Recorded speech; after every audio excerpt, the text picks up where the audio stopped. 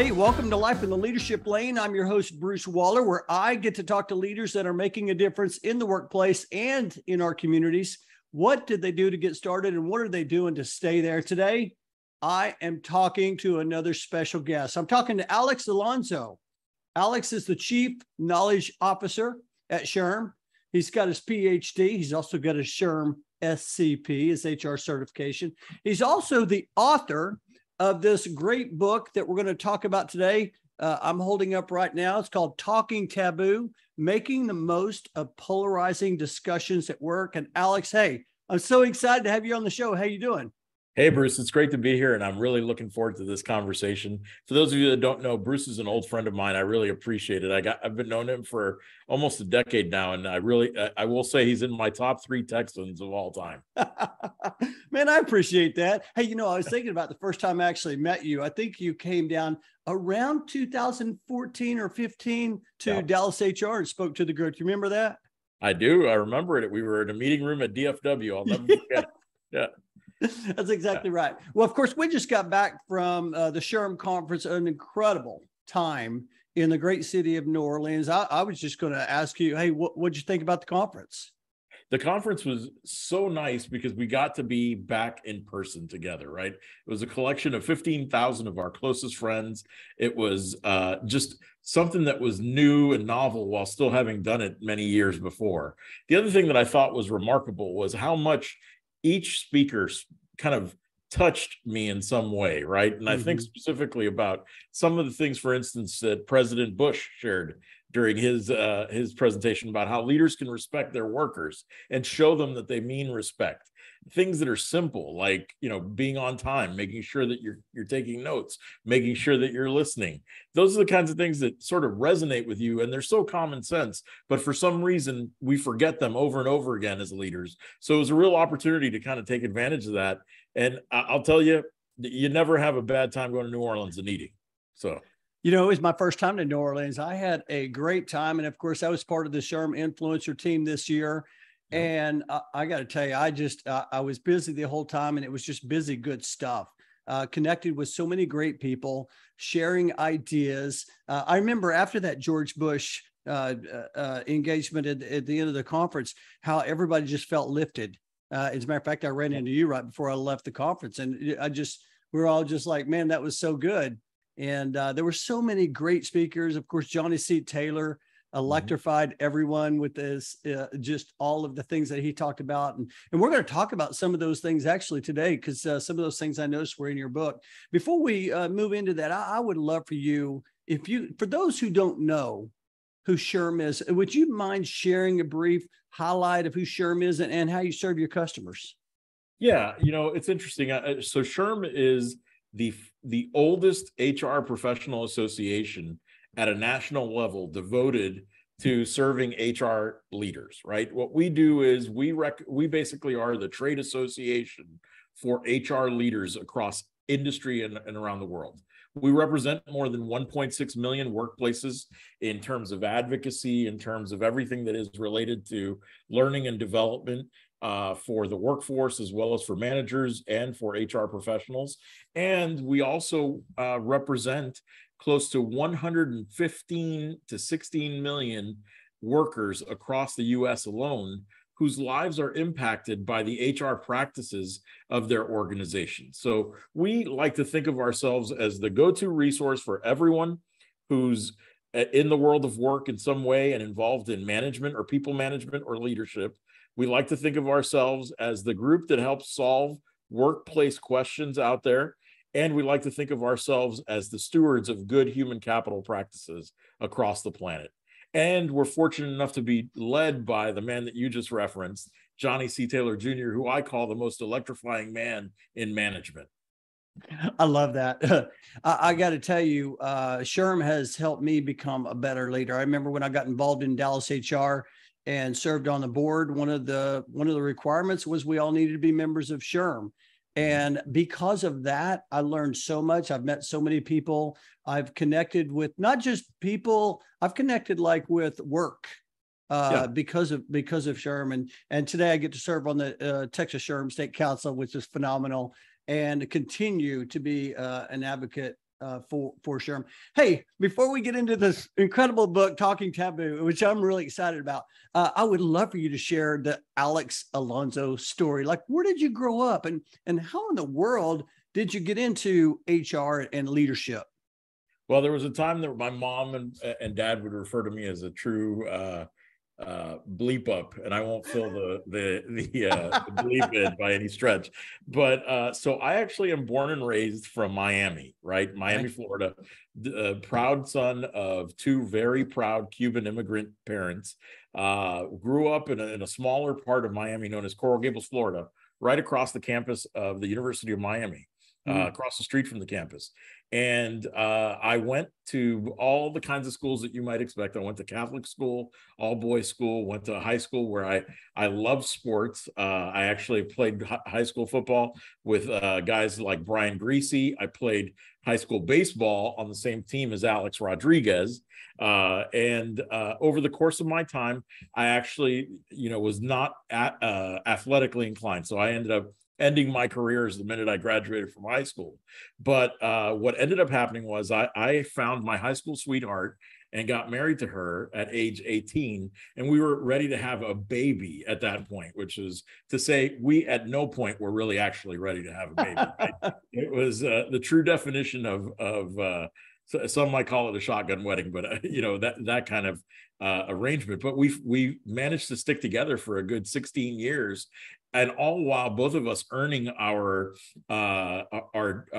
graduate degrees. She managed to become a school administrator and became somebody who was a true leader in the entire field of educational management. And then I became an industrial organizational psychologist and got my doctorate back in 2003 from our local hometown state school, Florida International University. The beauty of that experience was it really helped us shape and value or define the value of what it meant to get an education.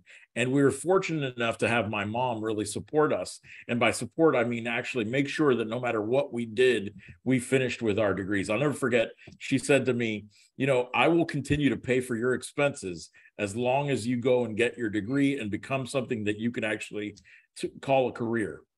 Of course, she didn't count on me actually getting a PhD, which is the problem, right? So luckily, I came off of her support long before I got my doctorate. But that being said, I learned from her. She was a small business operator. She's one of Allstate's top 300 agents over the last 30 years. And she's somebody who actually gave me a lot of guidance and a lot of support in trying to figure out what it is that I wanted to do in helping organizations. And it actually led to a career within Allstate. And then after that, a career within another Fortune 200 company, LATAM, one of the largest airlines in the world. And over the course of that time, I really discovered my love for leadership and making better leaders in the workplace. And ironically, all those things actually came to bear. I'll share this story.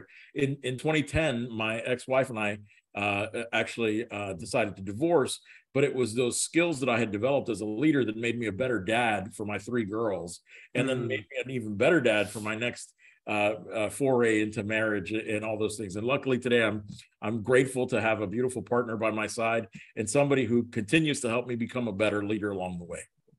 I love, there's so much there. First of all, Brian Greasy, are you kidding me? And A-Rod, that's fantastic. I tell people all the time I got to play against Troy Aikman. I'm still trying to get him on my show. That is, at least he's a Hall of Famer. and you got married at 18. I got married at 19 and had a child, and that's so a lot of similarities there. Oh, I want to touch on something though. You said I want to. You said that in your next job, you developed a love for leadership. I did. Tell me that moment when you realized that.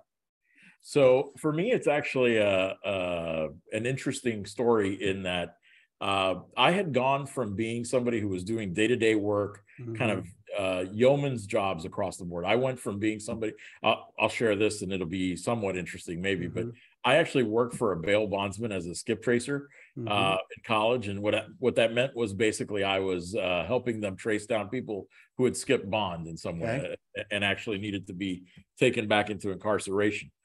I got my nose broken after about a year doing that and ended up kind of in the ER and got myself in a bay next to somebody who was a psychology professor at FIU. Lo and behold, he kind of convinces me. He hears that I'm a student and he says, why don't you go ahead and take a couple psychology courses? It can't hurt. And I said to him, I'm really not into helping people that way. I'm not interested in that. And he said, you're thinking of a clinician. I'm not asking you to be a clinician. I'm asking you to be somebody who helps organizations and thinks a little differently. Well, fast forward that, and I ended up working at a couple different spots at Allstate. And one of the things that struck me was I ended up really falling in love with leadership when I saw people make mistakes and show their vulnerability. And I'll never forget, I worked for a guy by the name of Ted Valdez. God rest his soul. He's long since passed. And one of the things that he always did was he made a mistake when conveying what it was that he was looking for in terms of performance from his team. And he managed the sales district, but he wasn't clear. And you'd think that sales would be easy. You got to hit your goals, you got to hit your objectives. But somehow poor old Ted, he just kept screwing it up. And I saw how much it was hurting him. It really hurt him inside that people still didn't understand what he was asking of them from a performance perspective. He was the kind of guy, he lost all his hair because of it. He lost weight because of it, because he really cared that much.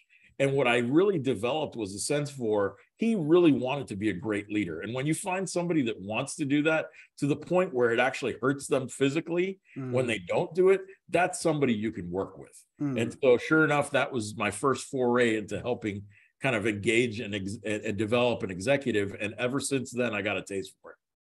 Oh my goodness. I got to tell you, I have chills as you share that story. Found your lane and your purpose helping people. I love that. For all you listeners right now, you need to get out a pen, a piece of paper. You need to be taking notes because this is going to be really, really good. I want to talk about your book. Here we are, Talking Taboo, making the most of polarizing discussions at work. For those of you listening, I'm holding it up. You can see it on the video as you watch it. Hey, let me ask you this, like, what gave you the idea or what motivated you to write this great book? So there were two things that sort of stood out. One was, I'll never forget, I was in grad school, and I was in grad school in Miami, and we were going through a real kind of tough time at work there, in large part because we were dealing with the Elian Gonzalez kind of event, right, that was happening, the scandal that was happening. And a buddy of mine actually, he was very opinionated to kind of address those issues in the workplace. And so what ended up happening was, I'll never forget, one day he finally found somebody, and happened to be a faculty member in a different program, and he found somebody who wanted to talk about it, but they disagreed vehemently. And they actually came to blows because they were talking about this polarizing topic. And it struck me that that was something that stuck with me everywhere I went after that. What is it that leads people to want to really get into these discussions in the workplace? So fast forward, and here I am in my career at SHRM, and we're in the middle of COVID in 2020, and I have two coworkers, a lady by the name of Denise Fenrick and another lady by the name of Michelle Marrow, and they very much like to get into discussions, but they approach those things from very different perspectives. And they were talking specifically about the role of policing and police reform in general. And Michelle brought one perspective because her son is from the Prince George's County Police Force in the DC area. And Denise brought something from a very different perspective because she had had issues with family members being involved in criminal involvement in some way, or not criminal involvement, but just having police involvement in some way.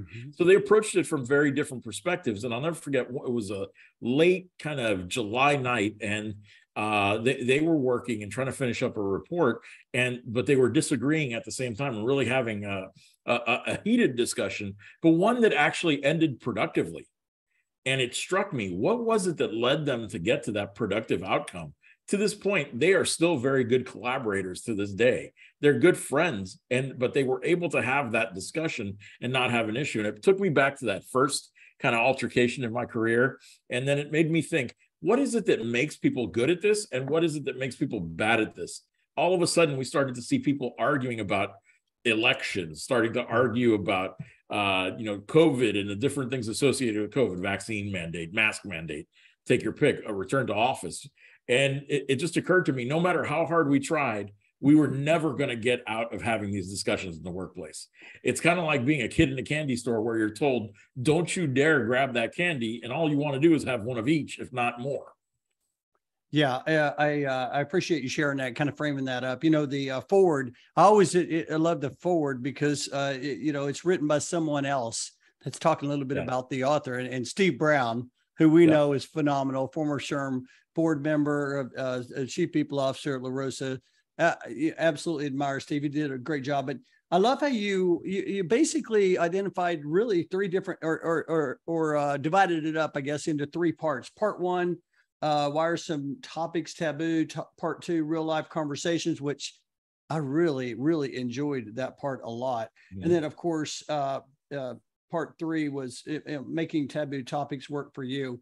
And in part one, you start off talking about real listening. You know, that's one of the things I hear from high performers is the importance of listening and polarization. Talk a little bit about that. So it's interesting because the way the brain works is when you engage in polarization, it's okay to be polarized. It's what happens after that when you engage in polarization. So for instance, we talked a little bit about the cognition that occurs. And the very first thing that happens is you have to have a polarizing point of view. But the second thing that ends up happening over time is you start to look for others who either share that point of view or who don't have that point of view and actually have the diametrically opposed point of view. And what that process becomes is a process of entrenchment, meaning that I'm going to go ahead and get dug in my perspective, but I'm going to try to convince somebody else that their perspective is wrong if it isn't like my perspective. Over time, if you continue to do that without success, and that doesn't lead to a change in the person's perspective, you haven't persuaded them, let's say, what ends up happening is you hit the other problem, which is weaponization, meaning all of a sudden, because you don't have the same point of view as I do, I'm going to go ahead and think of you as somebody who I have to weaponize against so that I could beat you and get you out of my own workplace, my own culture, my own circle. And when you do that, what ends up happening is you start to use all the things that are available to you at your disposal. Case in point, we've seen people who use HR to kind of push people out of the organization because they have a different perspective on an event, a topic, return to work, those kinds of things. We've seen people who get pushed out of the workplace because they don't receive the level of promotion ability or the level of professional development that others might receive because they've actually poisoned the manager against them for having a different opinion. We've seen all kinds of things where that happens, and it's dangerous when that happens in a particular culture and it goes unchecked. You know, I want to get to some of the framework that you talk about, because I think you got some good stuff here. But, you know, as you talk about this, I'm sitting there thinking, you know, for some of the people listening, I'm sure there's some people out there right now saying, well, I'm not just, why even bring up these topics? You know, I mean, because they lead to, you know, a lot of different things, right? Why is it important? And I know you talk about it in the book. I'd love for you to share, why is it important that we talk about these I'm going to say difficult topics? Yeah. So, you know, they are difficult topics. There's no question about that. No one has an easy answer to any of them. Yeah. What's intriguing, though, is 91% of working Americans say that they have either witnessed or engaged in one in the workplace over the last year. So whether you like it or not, whether you rule it out or not, they're going to happen. Having a strategy to deal with them is better than not having a strategy to deal with them. And what's worse is when you outlaw these discussions in some way, it actually almost helps bring a kind of, you help groups kind of come together to really make you the enemy. For instance, I think about what Facebook has done around Roe v. Wade, and what it did was it actually created a situation where Facebook's employees, it didn't matter what they believed on either side, they actually started to see Facebook as a censor, when in reality, that's not what their objective was. They just didn't want there to be negative outcomes as a result of the polarizing conversations, right? And so all of a sudden you start to make it so that everybody groups up against you, and that's not what we need to be focused on as employers. Yeah, no question. And I like how you also in part one, you talked a little bit about some framework to help people through that process. And that framework was around the Me+We+Wo+Rk model. Talk a little bit about that and the importance of that, Alex. So it's actually born because what we learned when we interviewed all these people who shared their stories, what we learned was that many actually hadn't thought about the way that this situation made them look, hadn't thought about the way that this situation caused reactions to their own behavior and other people's behavior. So we learned specifically that in cases where it went well, managers had asked them to think about 4 different things. And the 4 different things were, what is it doing to you and your reputation within the culture? The second was, what is it doing to the other person that you're engaged in this conversation with? Is it actually making them a hero? Is it making them someone who's viewed more positively when they shouldn't be? The third thing was, what is this doing to the overall work outcome? Is it going to make it hard for you to actually get your work done? Is it going to make it hard for anyone to view you as being productive? And then the fourth thing was, what are these people going to be remembered as? What are they going to be? Have they learned from this? What is it that other people have learned from watching them? And so as you thought about that, we realized most people don't ever get into those 4 questions of self-reflection when they engage in these activities. If you get people to engage in even the first one, you will actually diminish the likelihood that these will be unproductive or dangerous conversations. So managers as a whole can be armed with these 4 questions, this framework, and say, if you get people to answer these questions, the likelihood that this will be an unproductive conversation is almost 0, because you're getting someone to reflect upon what they're doing and why they're doing it. That's really the key here. Yeah, when I saw that and I read that, to me, the first word that came out was intentional, purposeful. I started thinking about, we're now all of a sudden we're being purposeful about this particular conversation, just not necessarily being reactive, but just trying to understand it better, right? Having empathy in that. Hey, you shared one of the things I really enjoyed is, and by the way, I love how you set it up so nicely by saying, hey, here's some framework, here's some things we're going to talk about. Then all of a sudden, the next section is stories. And that's real life stories. Any of them that stood out to you that you want to share on the podcast? So there's a bunch. I'll tell you that we can talk for hours on it. You got a lot of stories, Alex. Yeah. So I'll share with you 2 that sort of stood out to me, right? Okay. Some of them made the book, some of them didn't. Okay. There's one that deals specifically with vaccine mandates and deals with wearing masks in the workplace and what it means to come back to the office. We had an employer who mandated, if you're going to come back to the office, you have to wear a mask. And sure enough, somebody had a conversation with another employee about this in the hallway, and it turned into an F this and F that, and I'm going to wear whatever I want and all those things, right? And a third party kind of noticed this. And before you knew it, they got into a really polarized discussion around what happens here. And this is a tech company out in the Bay Area.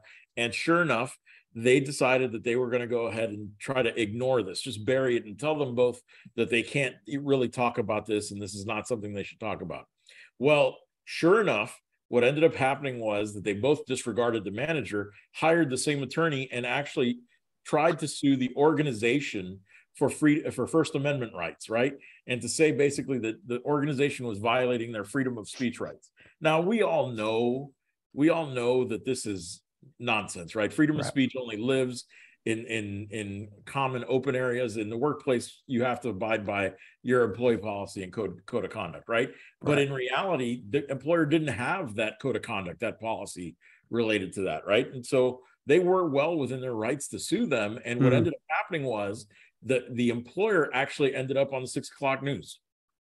And before you knew it, that 6 o'clock news turned into a Netflix kind of series or a documentary. Now, it wasn't very popular and it got cut right away, but it was the kind of thing where people were starting to experience this phenomenon that I see happening to organizations left and right, which is, please don't let us get Netflixed, right? Getting Netflixed is the worst possible situation, meaning that there's a series about you that you don't get to tell your narrative, you don't get to tell your story. Well, the manager for this was let go, and then he ended up suing, and he actually won because the organization didn't have proper support to guide this particular situation. So keep in mind, all of a sudden, this starts to cost them money, starts to cost them all kinds of PR capital that they have. And before you know it, they ended up just having a mess on their hands, right? All because their solution was, let's ignore this situation. A different one that sort of comes to mind, and this is just a funny one. We had a situation, and I'll never forget this, where the most outrageous one that I ever dealt with was at a school here in the Maryland area, and it's a very well-known school. And there was a professor who kept lobbying for flat Earth scientists to be included in the School of Astronomy, and kept pushing for it to the point where the dean was frustrated. And rather than actually having a conversation about it, the dean just said ignore, and then later sent another professor to tell that person that they needed to stop, or it was going to lead to a big issue. Well, that person was ignored. It became a real issue. They ended up having an ugly discussion, and the dean was reprimanded by the university's president. Lo and behold, here we are about 5-6 years later, and the university's president has now actually acknowledged and created a flat Earth science department within that particular College of Arts and Sciences. And you have a series of astronomers who are all battling against each other. So it's really the kind of silliness that just metastasizes. It turns into all kinds of silly responses across the board, when all we really need to do is teach our people managers how to manage better. And what I like about these stories that you shared, not only did you share the story, but you also, at the end of the story, would share what kind of outcome you felt like it was, hey, this is going to be a good outcome, or this was not a good outcome. And then at the end, you shared the scale on the empathy index? The empathy index scale. Yeah. Yeah. Which is really good. And then of course the framework. And I caught myself in the middle of the book, like, okay, before I look at the answer, was this affecting me, affecting others? Do I need more knowledge on that? And that's what I really enjoyed about that. Have you gotten any feedback like that? That was really well done.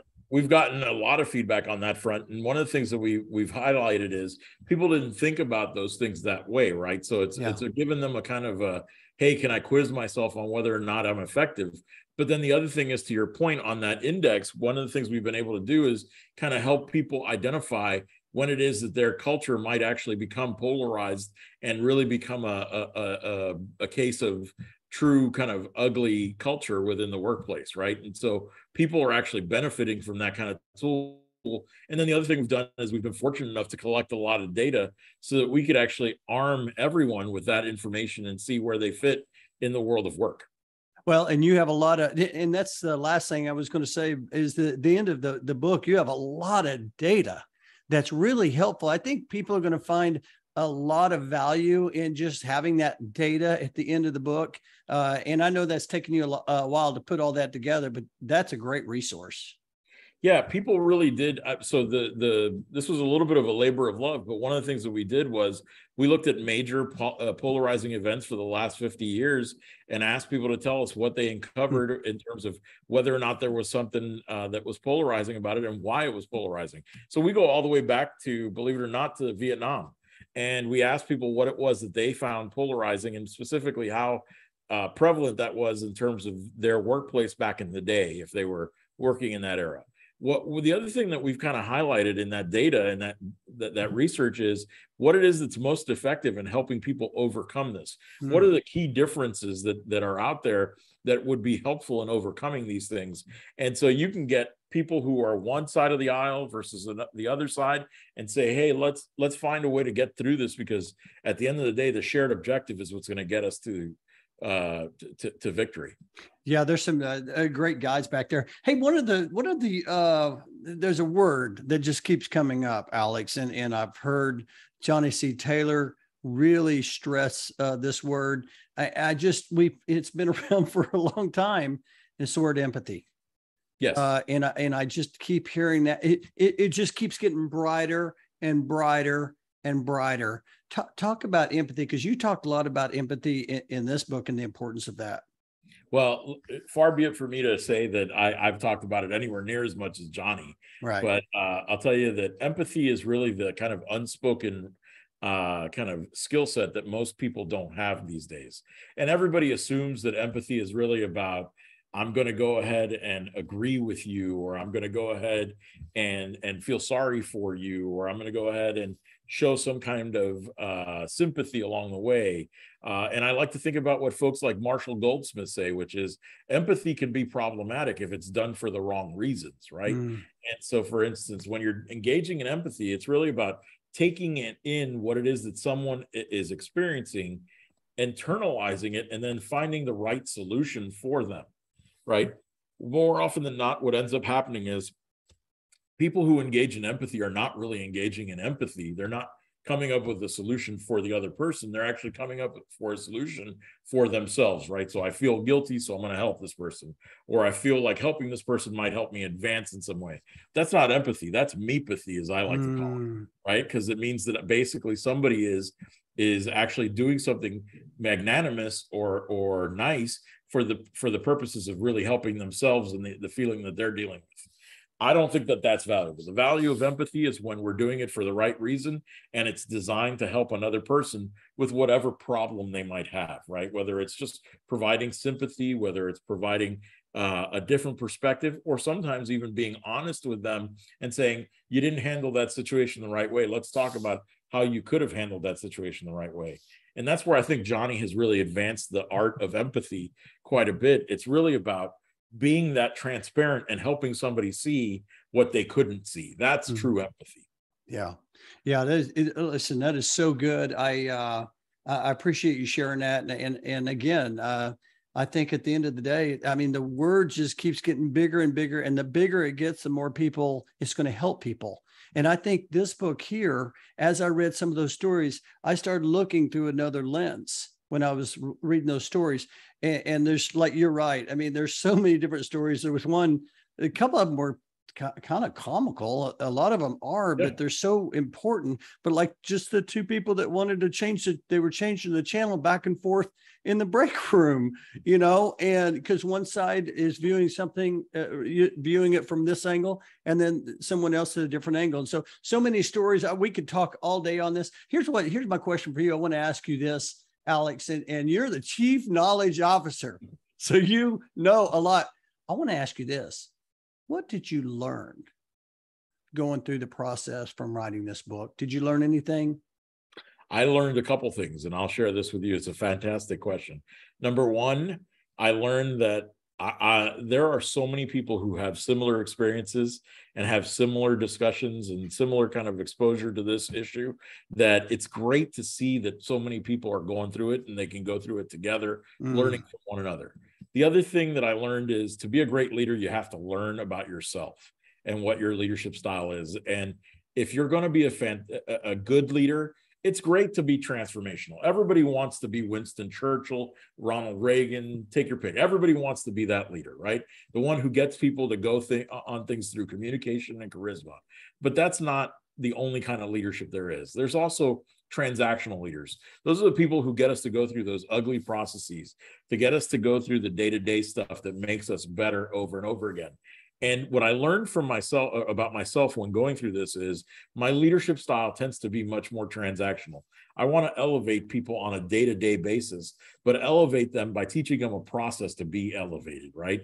And doing this work and having them focus specifically on this type of interaction really did help define what it was that I could do. Because in a world of research and policy, and in a world of everything that I do, from trying to convince people to persuade people to do one thing over another, what became truly valuable was trying to find ways to do that without having people get entrenched, or without having people get polarized or weaponized in some way. I appreciate you sharing that. I will tell you, I've learned a lot from reading the book. I feel like I need to go through it again now that I've had a conversation with you, and it's going to help me become a better leader as well. And so I appreciate you sharing this. I want to ask you this last question before we pivot here. And the question is, when somebody reads this book and they reach out to you, what do you hope they're going to share with you? I want them to tell me about how it helped them, but I also want them to ask me a question about how it is that I can help them and get to the next level, because there's so much that goes with this. I want to make sure that I'm always making myself available to help individuals. That's fantastic. I appreciate that so much. Hey, last question before we go to It's Time to Accelerate. And I want to ask you this. You ever been given any advice that was just so great? It could be early career, late career, so good that you just find yourself giving to others? Yeah, the best advice that I found myself giving to others was always put your head down at least a year when you've been given a good project or a good piece of work, and make sure that you don't pick your head up before a year, because you will see the world so differently, right? And I've seen so many people who've been given opportunities and didn't see it as an opportunity, and how that actually changed their direction, the course of their careers for the worse. And I think when you're given an opportunity, even if it's not one you expected, not one you liked, I think you put your head down in the sand, get to work, and don't look up for a year at a minimum. That's fantastic. I appreciate that. Hey, last part of the show, we're going to shift to It's Time to Accelerate. Just a few fun questions. First question I always like to ask, I mean, you're an author. You probably read a lot. Would you rather read a book or listen to a podcast? And do you have any favorites? So I'm a technologist at heart, so I actually listen to a podcast. I will do my part to listen to a podcast, and I really stick to a couple. I like yours. I actually listen to yours, believe it or not. Awesome. Thank you. There was one for years that I used to listen to because I was a big Friends fan. It was Handbag Marinara, and that was by our own friend HD out of HR Florida, Heather Derriou, who is an HR badass, as I like to say. And then from a substantive perspective, there's one that I listen to, which is a historical one, and it's one that bases on historical legal cases, and it's called Legal Complications, and it's a great podcast. It's available on Sirius on channel 380. That's fantastic. I'm going to put that in the show notes. And of course, I failed to mention, we've also had one of your colleagues, Nancy Wooliver, on the show. Oh, yeah. Driving in the leadership lane. Oh, she's fantastic. Oh, my goodness. She's my number one GSD. Oh, and I don't have to explain what a GSD is. I love it. Well, and what made me think of her was my next to the last question. And I like to ask this question: what energizes you outside of work? So I'm actually really intrigued by cooking. I love everything that is having to do with my three daughters. My youngest one now is on the verge of starring in the school play, so I'm a big fan of that. And I'll be honest with you, I'm an avid golfer. I'm not good, but I'm an avid golfer. I didn't realize that. See, I learned something there. We're gonna have to get on the links together. That's fantastic. Great. Okay. Yeah. Last question. One of my favorite questions, Alex. 10 years older Alex. He's knocking at your door, and you're going to go answer that door. What's he going to tell you? He's going to tell me, actually, he's not even going to tell me anything. He's going to ask me if I practiced 2 sets of letters, the 4 G's and the 4 B's. The 4 G's are, did you practice your work with grit, gumption, grace, and gratitude? And if you did all 4 of those, did you practice the 4 B's, which was to be bold, to be brief, to be brilliant, and to be gone? That is a wise 10-year-older Alex Alonso. That is fantastic. I love that. The 4 G's and the 4 B's. I can't take any credit for either one of those. Those come from colleagues at MetLife and at Boeing, but I'll take them. Yeah. Hey, listen, everything I have, I've learned from someone else, and I've enjoyed this so much. I appreciate you jumping on here. You're definitely driving in the leadership lane. I've admired your leadership since the day I met you, Alex. Hey, for those of you who, hey, they're going to pick up a copy of this book and they're going to read that book and they want to follow you or they want to connect with you somehow, what's the best way for them to connect? So the best way to connect is actually to find me on Twitter at SHRM_CKO, or they can find me on LinkedIn at LinkedIn profile SHRM_Alex_Alonso. I will put that in the show notes. And again, I appreciate you coming on, sharing your perspective, sharing this great book, Talking Taboo, Making the Most of Polarizing Discussions at Work. I'll put the link in the show notes. I cannot wait for people to read this book. And again, I appreciate you. And more importantly, I appreciate your friendship. Thank you so much, Bruce. And I hope the next time I see you, we'll be working on kettlebells in the gym. I love it. All right. Hey, thanks for being on. I appreciate it. I'll talk to you later. Take care, my man.